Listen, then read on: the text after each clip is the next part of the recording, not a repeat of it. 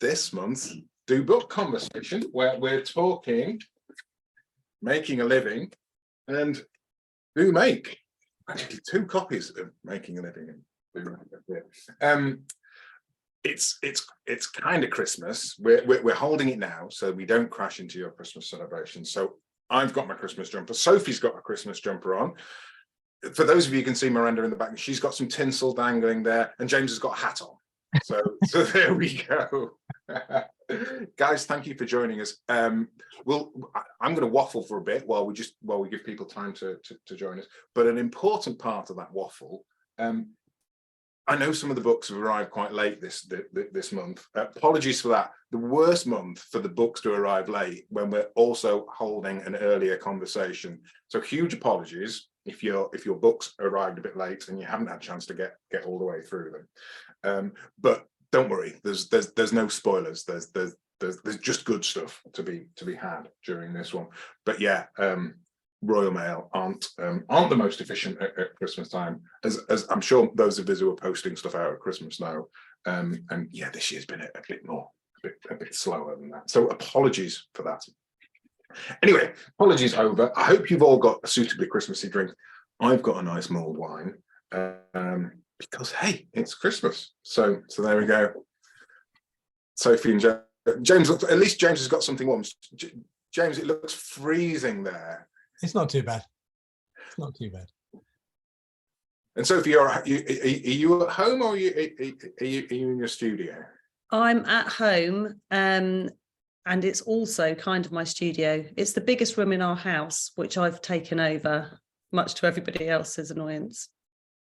It's got to be done when you've got stuff to make and you need the space. That you need it. Whereas James, you went out and you've got the whole studio, and you started out by having it to yourself, and then you had to let other people in. Yeah, very true. which I think was fab. So we've got lots to talk about this evening. We will talk about obviously making and how these guys got into their making journey. We'll talk about why making is so important at this time, not just Christmas, but like now in the world that we're in at the moment. And we'll look back at history and craft and making and stuff like that. But we'll also talk about what I was alluding to there about what James and Sophie are doing in terms of growing a community around making and helping other people make the most of making. And we'll talk about what happens when you turn your making into a business. And we'll try and get all of that done within an hour. If you've got any questions, we'll have 10 minutes for questions at the end. So do feel free to throw them into the chat. We'll throw relevant links into the chat as we go through. We are recording it. It's going to be online for sort of 10 days. They don't stay up there forever. But the only people who will be on the recording are me and James and Sophie. So don't worry. Feel free to leave your cameras on or off as you so choose. So, James, Sophie, I wanted to start because we're talking making and the importance of getting hands-on, because you never quite get hands-on with the material. It's not always about hands. We often have a tool in our hands. So I wanted to ask you both what your favorite tool is, and I'm fascinated to hear. Who's going to go first? James, do you want to go first? Can do. I actually brought it upstairs because you kind of warned us that question was going to be there. This one is my favorite tool. So it's a Lee Nielsen 102 little low angle block plane. I bought it for myself when I was 20, one of my birthday presents to myself, and it's been used on every surfboard that I've made. So it's just a really lovely plane to use for shaving off the tiniest little bits of wood at that really refined end of the shaping process for us. And it's by far the one that I find nicest in my hand and to use. That looks a tiny little tool for shaping surfboard. It is, yeah, but it's just perfect for going. So it cuts. It's got the low angle blade, so it cuts across end grain really smoothly. And when we come into shaping the curves of the board, it moves around those just really fluidly. It's the kind of tool. In fact, a lot of people who've been through the workshops, it's often one of their favorites as well. The bigger planes can always feel a little bit crude, whereas this one's just, I don't know, it's just so lovely to use and hold. What, you mean you let other people use your favorite tool? Yeah, I had to buy another one because I wasn't such a fan of everyone using this one all the time. Yeah. Fab. Sophie, go on. What's your favourite tool? I've also brought it. I don't know if you'll be able to see it, but it's the brand is called Rafa, and it's like a tiny little hole punch. And the reason I really love this tool is it's really versatile. Like, you can use it for punching tiny little holes into paper, so you can actually create quite decorative effects around things. You can also use it on leather, so you can create things like key fobs quite easily, as long as the leather's thin enough. And for Christmas, I've also just been using it on metal, so to create these kind of gold metal leaf things as a Christmas decoration. And yeah, similarly, if we have these in workshops, people often try and put them accidentally in their bag. The perils of having other people making alongside you, but I love. I knew you would both. I knew you would both have a tool that told a bigger story. That's fab. So how did you both get into this? I mean, have you both always been making, or is it something that you've kind of come back around to? You go for it, Sophie. Yeah, well, I suppose I have always been a maker, but I don't think I realised that until I came back to it, if that makes sense. So my mother was a prolific maker. She was German, and the Germans are amazing at crafts. So got phenomenal kind of traditions and techniques. And I really love the kind of intergenerational bit about crafts and making, where skills are passed down through families. And then I sort of had a hiatus where I went into a kind of profession post-university, which was into publishing, and then didn't return to it until my mother died, which was about 10 years ago. And I inherited all of her sewing machines, all of her tools, all of her fabrics. And it wasn't just the sewing, it was a loom, a whole load of paints, all sorts of things. And part of my frustration was I was a lapsed maker. I'd forgotten how to use these things. And that was almost the sort of beginnings of Yodomo, which was understanding that it was actually much easier to pick up these techniques again now, actually, with technology, because there's a lot of technological ways that you can share skills and techniques now.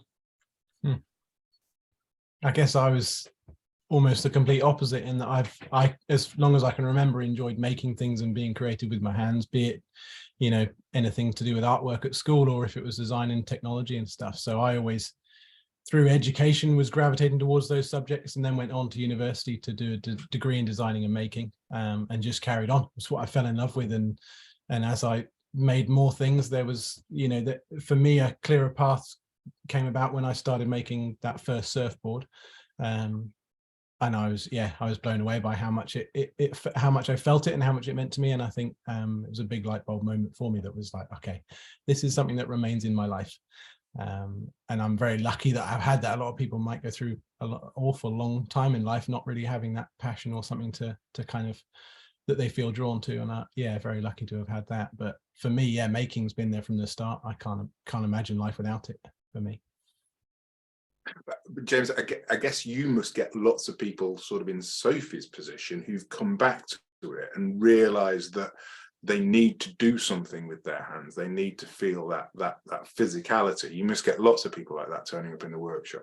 Yeah, for sure. A lot of people walk in, and when they see the tools on the wall and the smell of the wood, they immediately have this nostalgic memory that springs to mind of, you know, the dad or the granddad shed, and you know, and it brings about just so much emotion for them that it's amazing. And then when you take them through the process and kind of unlock those, I'd say innate skills that we all have, you start to unpick them for them, and they just, you just see them grow in a different way. It's quite incredible to be able to reconnect people back to using their hands. And so many people we see, you know, they work first of all, they work an office job where the output's relatively intangible. And secondly, they just won't spend time actually using their hands to make things. You know, most people's day-to-day lives are so busy that making things just doesn't become a priority. So yeah, which I'm sure you see a lot of, Sophie.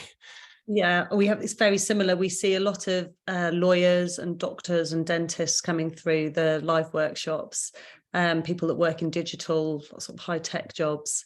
quite a lot of people who are sort of UX designers or graphic designers, and exactly that, wanting to come with a sort of tangible physical output.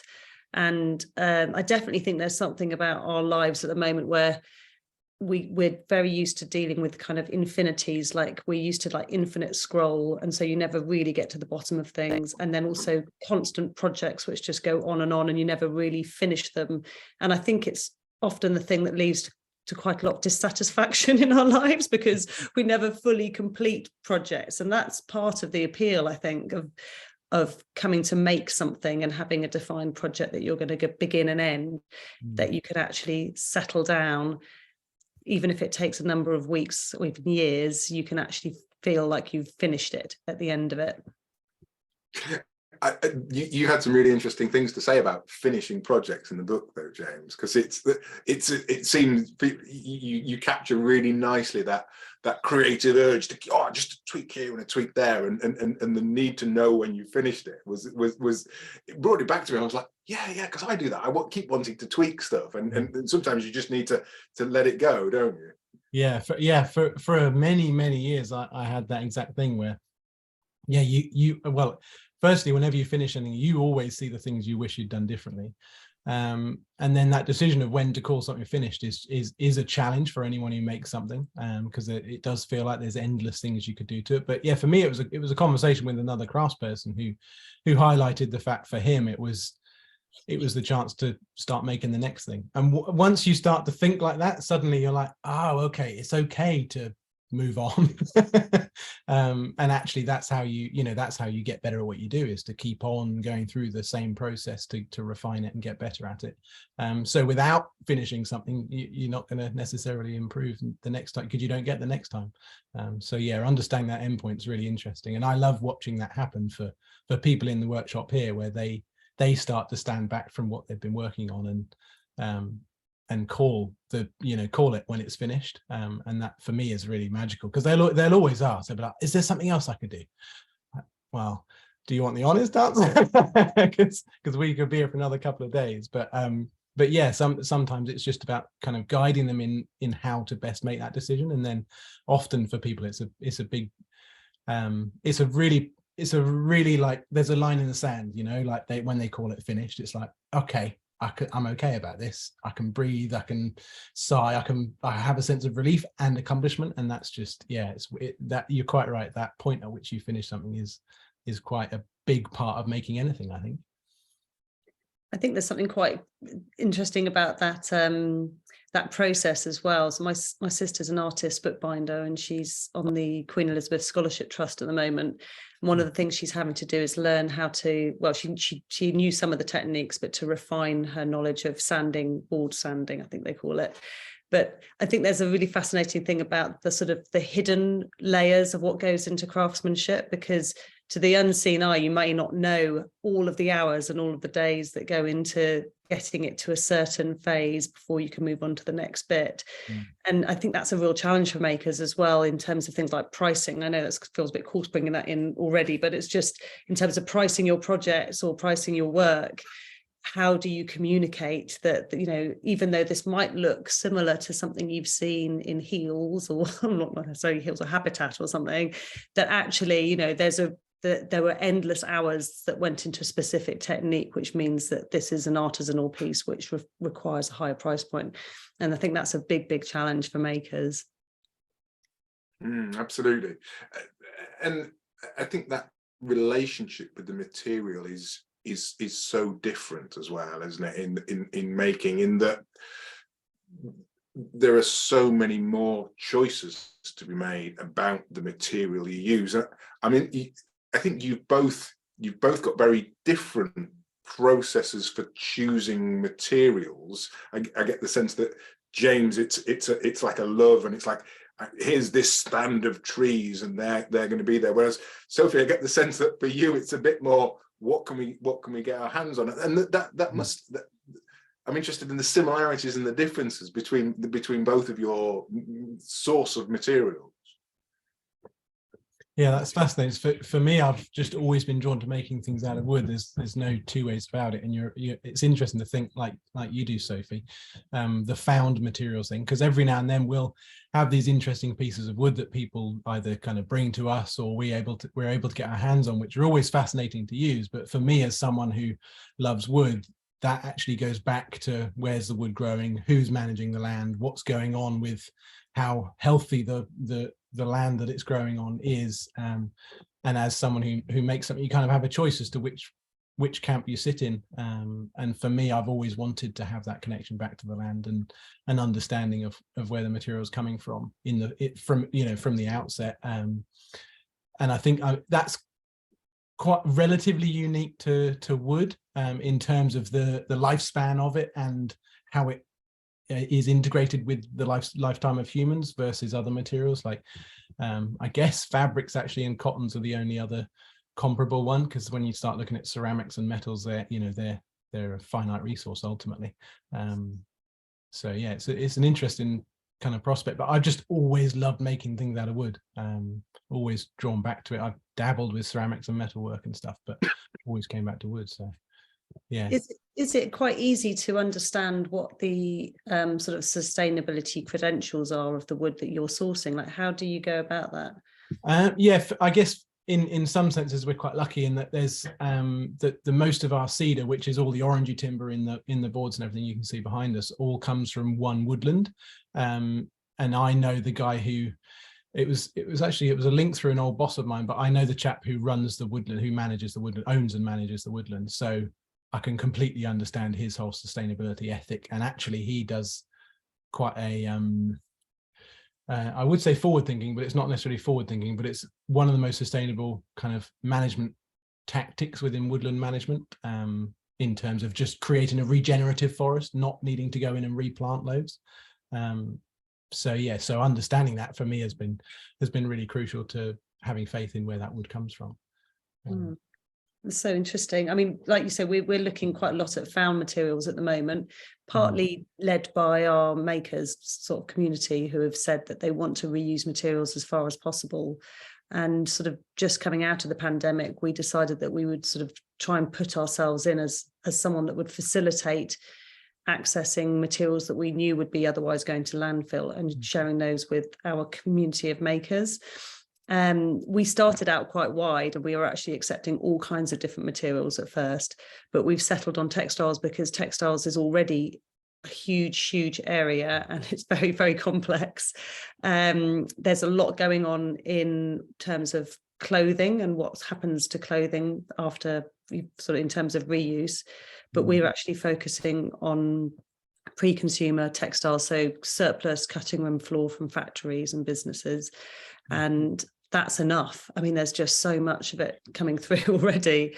But exactly as you say, I think the interesting thing in terms of the regenerative stuff is that there's a lot of work that's going on at the moment in terms of what does a growing economy look like in terms of actually growing plants that can turn into materials that can then, that they can be regenerative at the end of it. And in terms of dyes, like that would be the absolute perfect sort of circle, is to have a plant dye garden as well. So all of the dyes are natural and those are grown in the same area.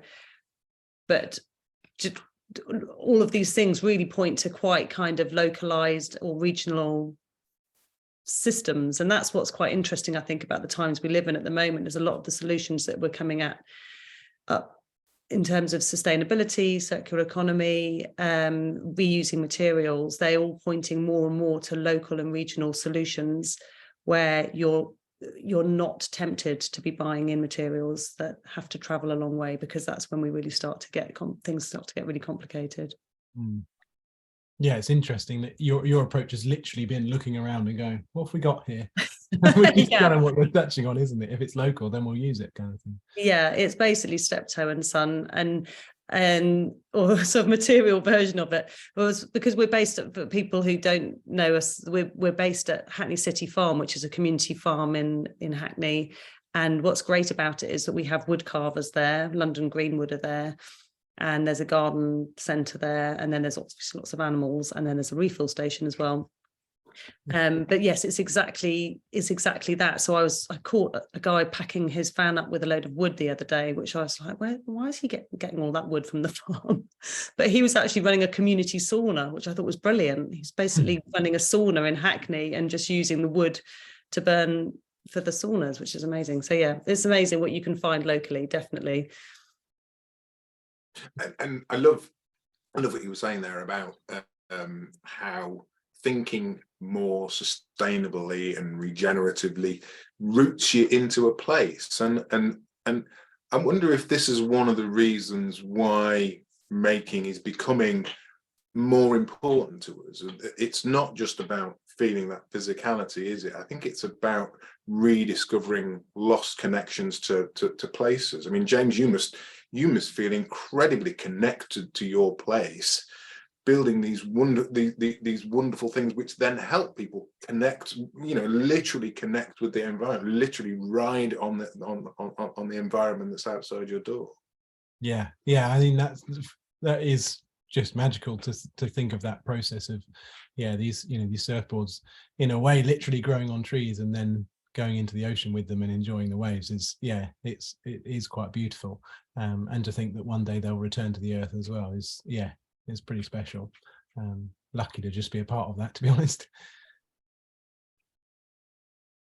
And Sophie, I think that, do you think do you see Yodomo as like where it is in your part of the world? Do you see that as sort of be starting to become a node and being replicated elsewhere, and different routes being different materials being run through it and building different maker communities? What's your connection to place, and how do you see Yodomo as being part of that? Yeah, the place part is really interesting.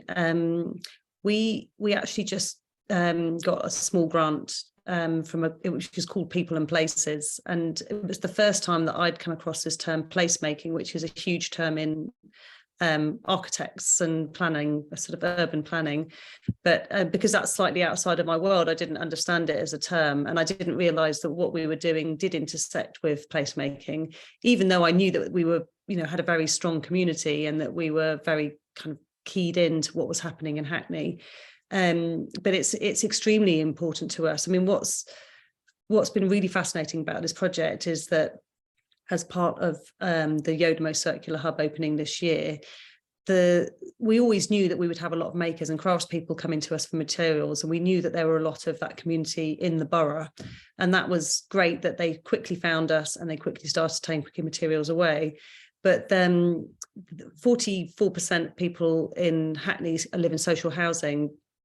And what we started to see was that a lot of people were coming to the hub for materials as part of the cost of living crisis. They were starting to think about insulation for the winter and thinking about how they might use materials to actually insulate their homes. And that's put us on to a completely different pathway again, which is sort of the responsibility of what we're doing within the community to support local low-income families, for example, and we're specifically looking at that now as a solution. But what's really lovely about it is that we've got this great army of makers and craftspeople locally who are really willing to volunteer their skills and techniques for free to teach other people how to make things like a draft excluder or an insulation curtain, for example. And we have the materials for free. So, this is the sort of perfect example of circular economy in action and keeping materials in use. And so it is really important. The challenge that we've got now is how we grow it. And it's been really easy for me to do the Hackney run of it because I know Hackney and I know a lot of the community in Hackney because I've lived here for over 25 years. But now we want to think about the next place. And I think the absolute key to that will be who the project manager is for each new hub, effectively, because I think that person needs to be quite keyed in to understanding what its maker community looks like, what local brands and manufacturers are actually using, like what kind of textiles, for example, and how it might support local community, which may not be the same needs as Hackney, for example. So yeah, I think it's super important, but also I find it fascinating. I'm like really interested in it as well. And James, do you I mean, obviously, people haven't been hand making surfboards in Cornwall for decades, but you must feel some sort of connection with boat building and things like that. Is that a sense that you have, that you're tying into local traditions? Yeah, for sure. I mean, the reality is, like, surfing in the UK has happened since the early 1900s. So it has been around for a while, and obviously, well, I don't know how much you know, but Newquay and Cornwall is kind of where a lot of that history is based. Simply because it was one of the earliest places that it was cottoned onto, and the water is a little bit warmer than the rest of the UK down here. And because we're exposed to the Atlantic, we get typically a good amount of swell that comes in. So there is a lot of depth of culture within the surf industry. If the surf industry is small, but there's a lot of it in Cornwall and the southwest, and so tapping into that and just working with other makers and other brands in this world is really lovely. You definitely feel like you're in it together. I think Cornwall sounds a lot like Hackney in that sense of there's like a kind of creative, innovative, kind of excited feel to a lot of industry down here. And I think because of us being on a peninsula, you do feel like you need to stick together and help each other out, which is amazing. And to be honest, that filters into the wider lifestyle of the way people live down here. Everyone's more than happy to stop and chat to each other and offer a hand here, there, and everywhere, which is really nice. It's a big part of why I love living here. So yeah, it's funny to think how that culture kind of transcends a lot of places and spaces. Yeah. Sorry. Go on, Sophie. Go on. No, I was just going to say that it's quite interesting, because at the moment we're trying to come up with a kind of a bullet point list of what is it that makes up the character of the place that we would want to go to next. So we're coming up with a short list, and it's interesting what that sort of recipe looks like, and sometimes it's not as obvious as you think as well. Like a lot of people were saying Hastings and Margate to us, but it's almost there are certain places that seem like obvious places, but then like the West Country I think is really interesting. Like someone got in touch from Plymouth, which is really interesting, and we're quite keen to try and think about how you can connect place with historical significance as well. So the West Country obviously had a huge connection with cotton and lace for the last kind of 2 centuries. So just trying to think about how those materials tie in as well with community as well. Yeah, I do. I can only speak for what happens down here as well. There's an awful lot of people that seem very connected to recycling and reusing and reducing waste, which obviously it goes hand in hand with everything that you're up to. So yeah, my experience of being down here is definitely that people are much less likely to throw things away. I'm just basically angling to move to Cornwall. That's nice. Just working my way down there. Yeah. No, but it's interesting what you were saying right at the beginning of the conversation about coming to making and finding a specific time for making. And I think what's happening now, when we were talking about like the lawyers and the doctors who aren't in normal making jobs, but what I do think is happening now is because that reuse community is growing, and because people are sort of starting to get into make, do and mend, sometimes through necessity and sometimes through just kind of willing and wanting to, is that there's more making just coming into the everyday life as well, which is quite nice. Darning, I remember talking about darning like 4 years ago, and people were just kind of laughing into just like, why are you talking about darning? And now it's just, it's so ubiquitous, like so many people have taken to actually mending, and not just that, even taking mending is a really interesting one, because you've got the whole visible mending crew who are kind of, they wear their visible mending with pride, and it's all about showing that they've actually reused a jumper. But then even at the other end, like the luxury end of it, you can see more people there who are kind of just conscious consumers and thinking, well, I've got my Chanel handbag, I'll take it to Restory and they'll make it look as good as new. And so you've got a whole raft of people there who are just intersecting with making and mending, but just through the course of their everyday lives, which is brilliant, I think. Yeah, it's interesting as well then that people are having of finding connection. Like if they do, like you say, spend time or money or energy on objects that they are in their day to day, actually how much more they then care for them and they live on, and that longevity of that product or object but only gets deeper and bigger. Is, yeah, it's pretty magical, isn't it, to think that we're kind of heading back that way after the last few decades of mass consumption of throwaway products. So fingers crossed. We've just been selling Socko socks actually in our shop at the Hackney, which she wrote a book called How to Quit Fast Fashion, and she's got her own sustainable sock brand. But with each pair of socks, you get a little darning needle and the same thread with the socks, so that if she says she doesn't want to say to people that means that they're going to be being worn really quickly, but when it comes to the point where they're wearing, you've got exactly the right thread ready to keep them going for a bit longer. So it's just thinking, that kind of thinking is really nice, I think. And so of the moment, I'm reminded of the comment that you made earlier, James, when you said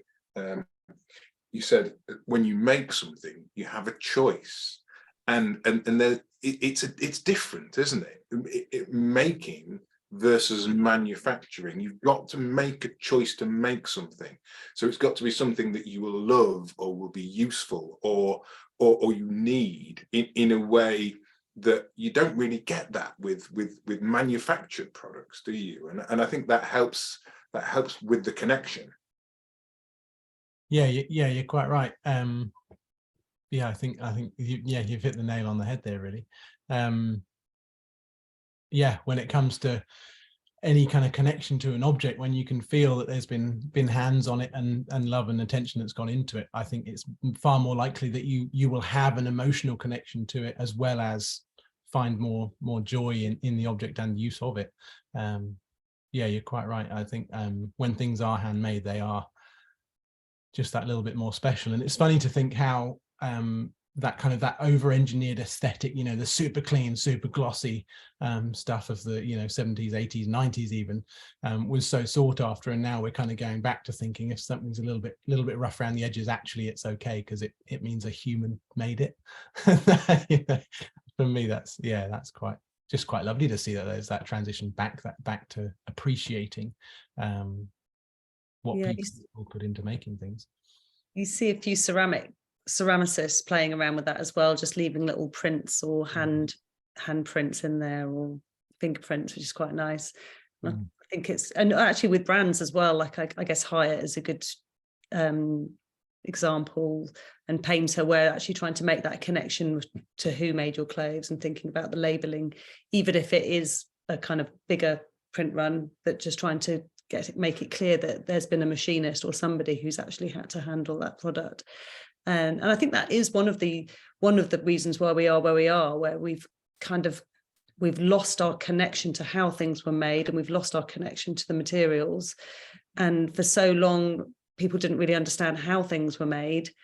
And the COVID crisis was actually quite a good thing for that, I think, in a weird sort of silver lining way, in that going back to that thing about having access to infinite things, it's the first time in many people's lives the prospect that the things in the shops may have to have been delivered by somebody from another country, that people didn't really understand or think about supply chains. And I think that's where we're coming to now. Is I listened to a really great radio program the other day on Radio 4, which is about autarky, which is it's all about kind of localism, really, like local politics and how you try and keep things as local as possible. And I think that's, obviously there are pros and cons for that, but I think like I say, the silver lining, I think, of the pandemic was just starting to think a little bit more clearly about how are the things in my home coming to me, rather than that kind of blind, I have no idea where this thing is from, but I just know that there's more of it out there. Just a slight change in consciousness, perhaps, to a wider audience, which is really good. Especially toilet roll. My toilet roll. Exactly.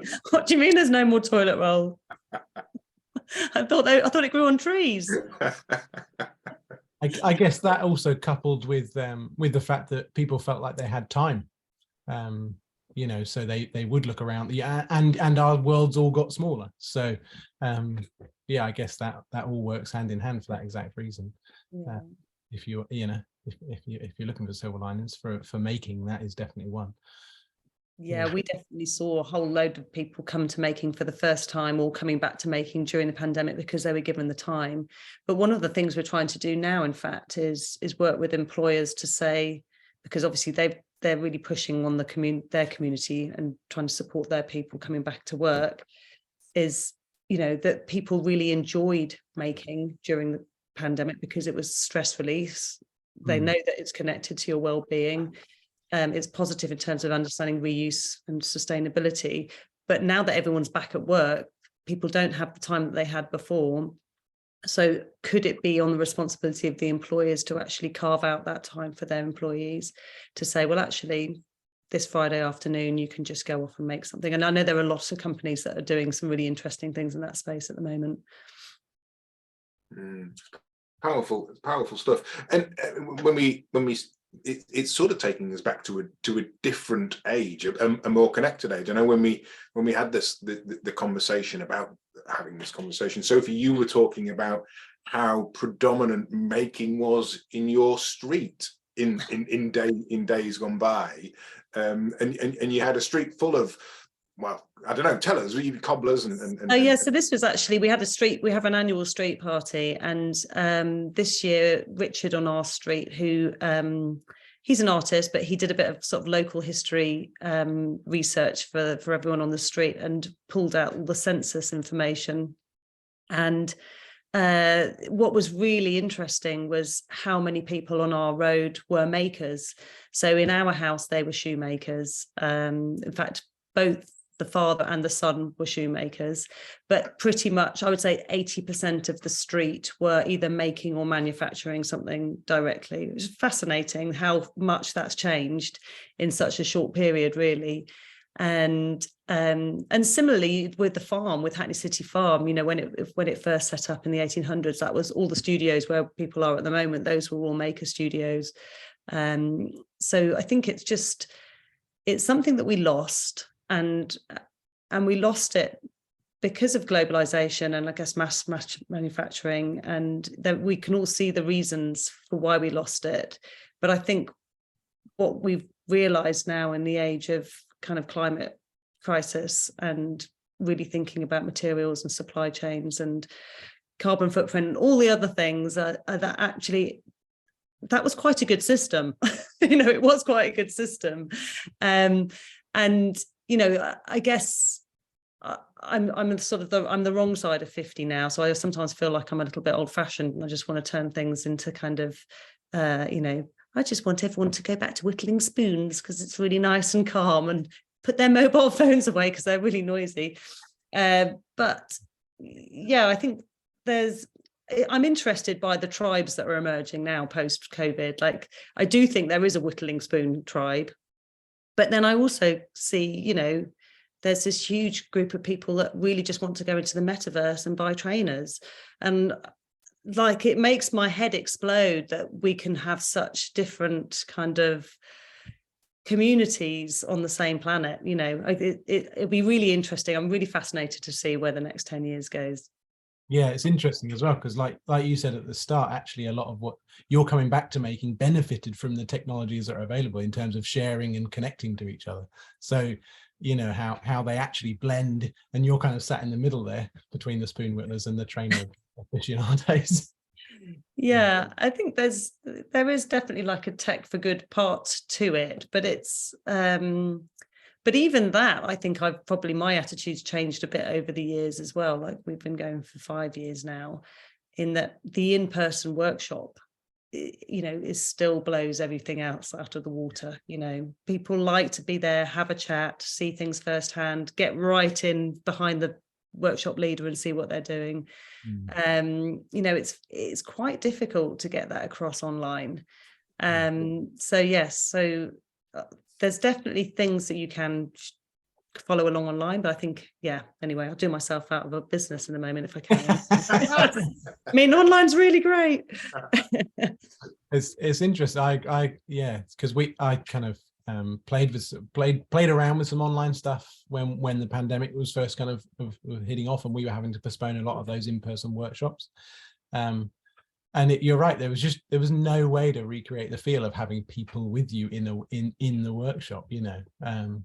And yeah, you just can't do it. There is absolute magic in gathering together around something that you're all contributing to. Yeah, but that being said, like you say, you know, those online platforms benefit from just sharing information. And even if it is, you know, you show someone how to do something, you can hope that that'll pique their interest enough that they then want to join you in person. Yeah, and technology has other positive benefits. So now it will be a positive connector between our maker community and materials, for example, and that is a positive thing, or helping them find the closest low carbon materials that they can access. Mm-hmm. You know, that's quite interesting as well. But yeah, it's an interesting one. Technology can I mean, look at us now. You know, also, I know exactly it, right? we forget. Yeah. And obviously the other thing that technology does is it can increase your visibility. And I think this must be helping lots more people realize that they can take a passion or a hobby and maybe turn it into a business, and actually transition from something that feels good in their spare time, and actually saying, well, actually I could do this as a job, because the internet is out there providing us access to a whole group of different people with values about supporting artisans and craft and making. So for all that you might not be able to recreate that spirit that you find in a workshop, there are a whole load of benefits to the movement from technology, which people are making the most of. Yeah, for sure. I mean, it's interesting to think, like, we've been similar to you, really, Sophie, and how in just going at this for quite a long time. So you learn what is and isn't working, and the reality is, like, we'll have people who come in. In fact, we had a show this weekend. We opened the workshop for a market that was on site here, and had a chap walk in, and I was like, "How long have you known about us?" He said, "Oh, when did you start making them?" And I was like, "Oh, about 12 or 13 years ago." And he said, "Yeah, probably about 12 or 13 years then." And but he walked in, and it was the first time I'd seen them in the flesh, and it was just a completely different reaction. You know, he was just like, "Wow!" And because there's no way you can represent like an object in front of you on a digital platform, however much you try to video or photograph it or show it being made or anything like that. There's nothing that can prepare you for actually experiencing it firsthand.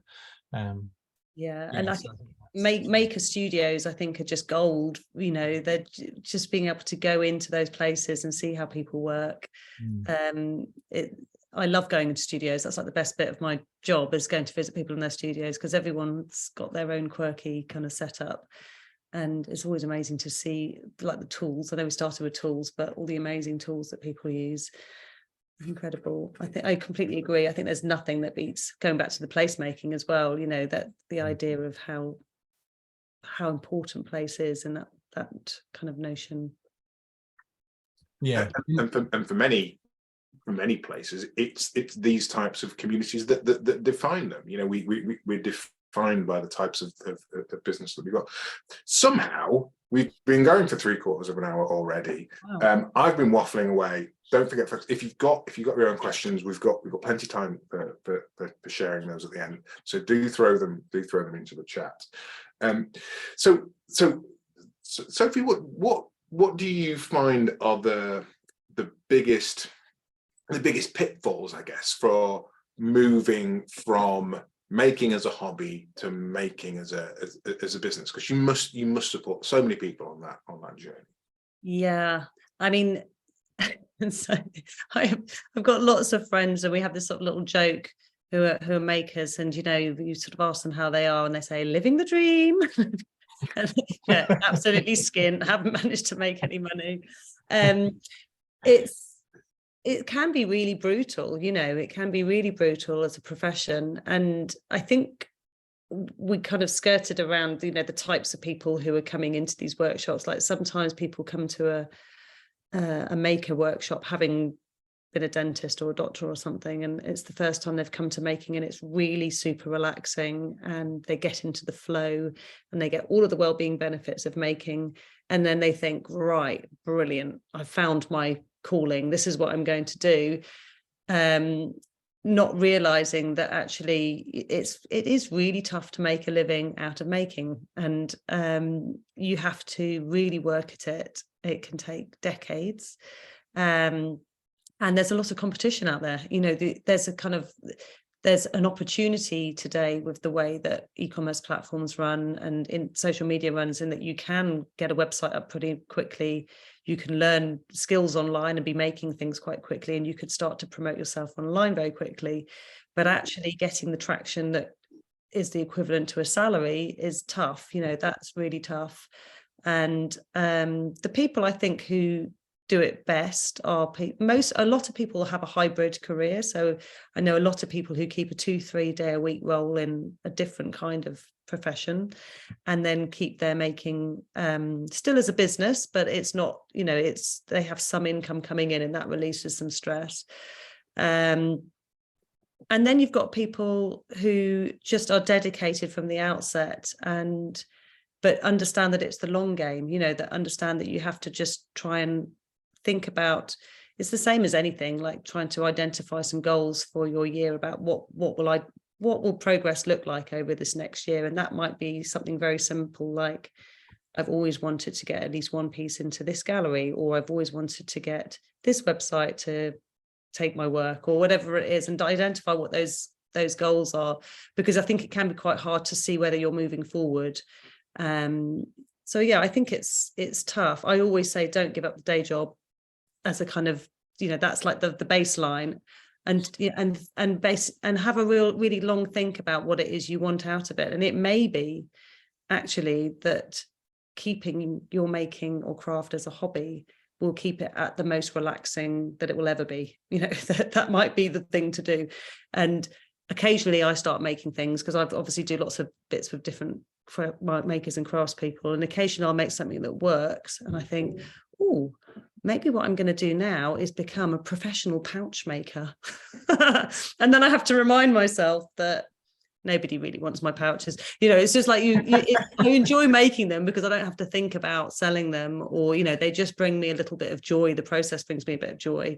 So just trying to be really clear about whether or not do you want to create a profession out of it because it's your absolute calling in life? Is it a hobby that you enjoy, that you want to keep as a hobby?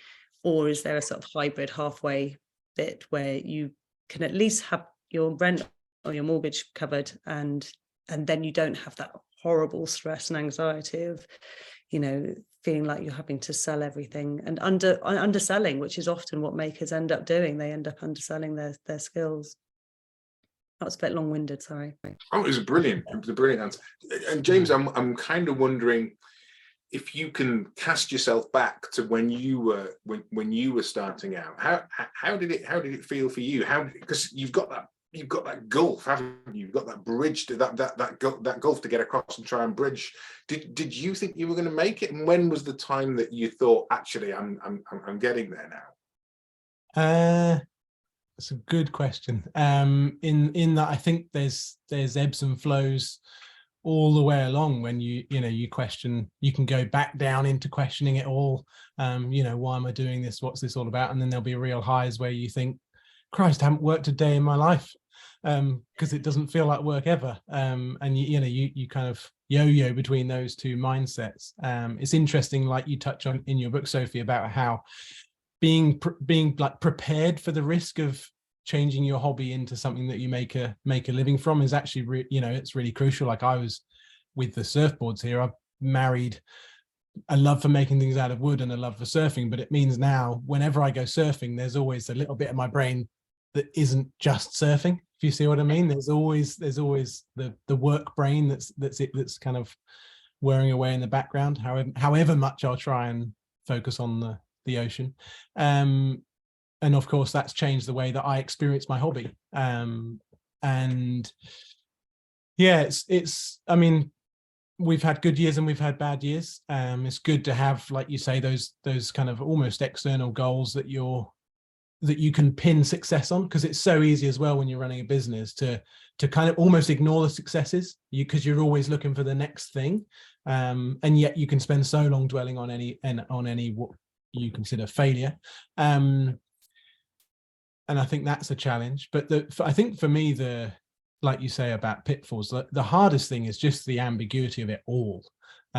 Like you have no idea when the next order is really going to come in, and that's scary, really scary at times, especially when you are doing it full time. Thanks for reminding me, Sophie. I probably should have had a 2 to 3 day job. But yeah, it's also part of the thrill, you know, like when your backs get up against the wall, you have to think more creatively, find other routes to access different markets, or whatever it is. You know, you don't give up on it. And I've been incredibly lucky. Even sat here tonight as my mum and dad and my wife, you know, they've always been there for me, supportive, and I was also lucky enough to have a go at it when I didn't have dependents or a mortgage. So when I started, I didn't have that fear, and also came from a family of people who've run their own businesses. So starting something wasn't that unusual. I think for a lot of people who might come from families where careers are the safety, are the security, it can be a little bit more challenging. But yeah, I think I genuinely think like the lifestyle I live is pretty magical. Like when it comes to now having a family at home, I can be pretty flexible. I do get to get in the ocean at least once a week, if not 2 or 3 times when the waves are good. I live by the beach. You know, like there's so many things that I wouldn't have had I not chosen this as a career path. I say that because it feels like there's no security. Yeah. I had a conversation with a friend's father the other day, and he was really interested in what we were doing, and he was saying, sounds fascinating. He's like, so tell me about, what's your proper job? Yeah. It's like, no, this is my job. It's like, Yeah. But yeah, I think makers get that a lot. They do get that a lot. Yeah. There's a brilliant Instagram feed called Small Biz Memes, which is all aimed at sort of small, it's aimed really at Etsy sellers, I think, but it's just really on point with those kind of comments that you get from people, where it's just like, yeah, this is my proper job. Yeah. But it shows the importance of having that support network. So just as much as it's important to plan your business, you need to have that, whether it's a family support network or whether it's a peer support network. You both sound like you're really rooted in thriving communities where you support each other in way more ways than you might expect. I suppose it's a little bit like that the amount of time that an artisan puts into stuff. It's the same when you're part of a community of people, isn't it? And that provides so much more value. And I guess you've both spent a lot of time investing in supporting that community. Yeah, I mean, I love a community. In fact, I probably love them too much. I always seem to be finding a new little community to just get in the middle of. So recently it's been the Hackney City Farm. I could probably just go move in there, really. In fact, I've been making the shop more and more comfortable, to the extent that I think I could probably fit a little single bed down the side, possibly. But I've got now recently joined the sort of the Hackney Farm community, but also obviously our existing maker community. More recently the circular economy community, which is really interesting because you start to see all sorts of different kinds of businesses who are also looking at completely different materials, like really random things, which I find fascinating. And then I definitely, for small businesses, I think talking to other small business owners, because it can be such a lonely path. It can be super grueling. Sometimes you don't have anybody that you can turn to really to sort of say, is this right? Is this good? Am I failing? So having that kind of network of people who you can turn to for that kind of rant, advice, crying on a shoulder, whatever it is really important. And just occasionally for someone to say, well done, you know, you've done this well, you know, just because you don't have a boss, you don't have someone who is going to give you a kind of 1% pay rise each year, you know. So it's sort of like you just having a little bit of, yeah, that peer-to-peer network. Actually, Miranda's one of them. I always go to Miranda occasionally, and Can I just cry on your shoulder for a moment?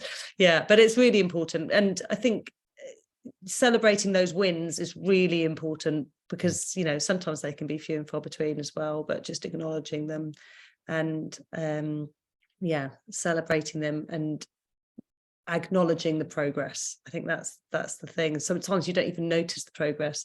We've just done our first impact report, because we're now a social venture, so we have to do an impact report each year.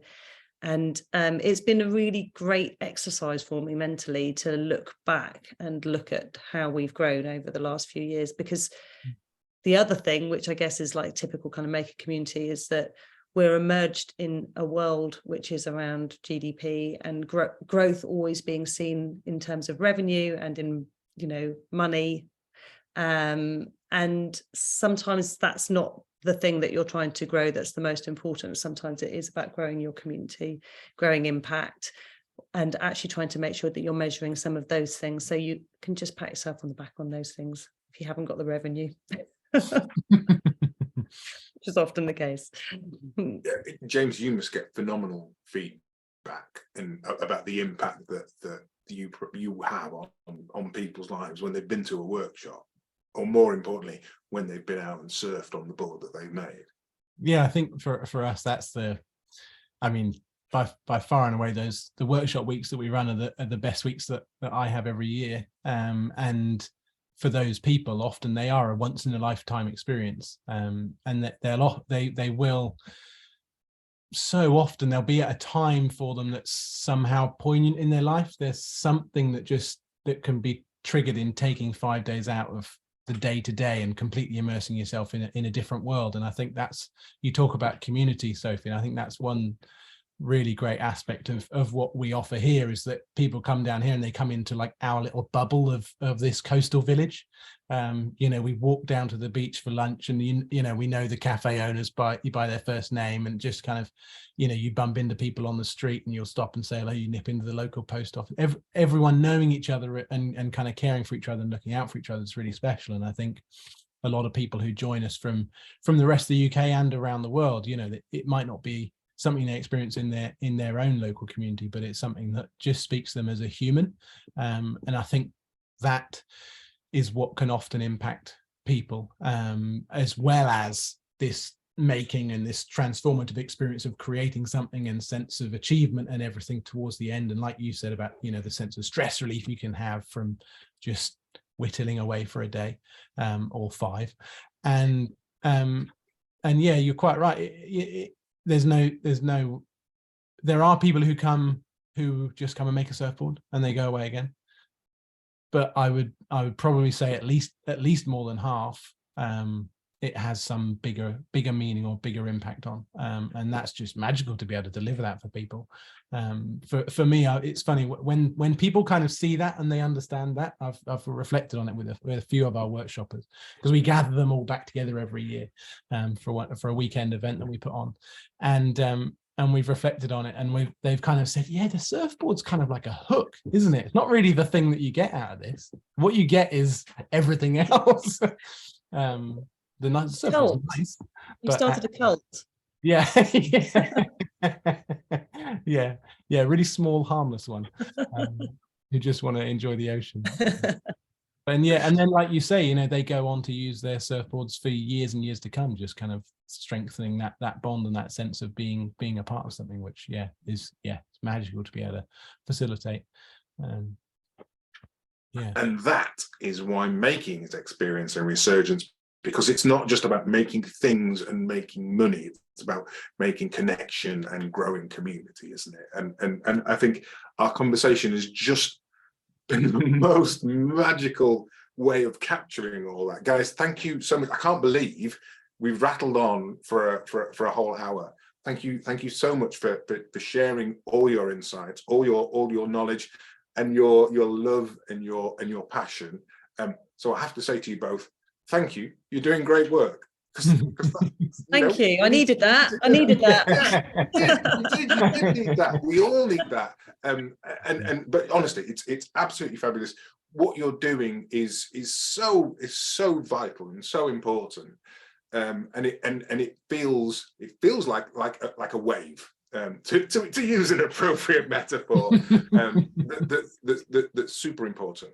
And I think we need more people like you, and I think people are going to look at you guys and they will become people like you. So thank you. It's super important. Thank you for taking the time to talk to us. Thank you for the books, and thank you for everything that you do. Thank you, Tim, and thank you for your time, Sophie. Yeah, really nice to chat. Yeah, I can carry on all evening. I know. Isn't it? Yeah, thank you. It's been an absolute joy, guys. Thank you ever so much for joining us. We're going to do it all again next month. We'll be back at the end of next month to give you a sneak peek.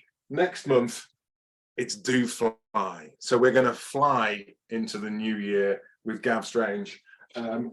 And well, I'm going to keep a secret who his guest author is, because you will love it. It's a completely different take on creativity and how that can launch us into new things in the new year. So everybody, it's been a pleasure. Thank you for joining us for the whole year. It's almost been a whole year of the book club. It's been absolutely brilliant. I've loved it. We've had the most amazing conversations. You guys have been fabulous joining us. Thank you all so much. Have a fabulous Christmas. Have a fabulous new year. And yeah, we will see you all in the new year. So bye, everybody. Thank you very much.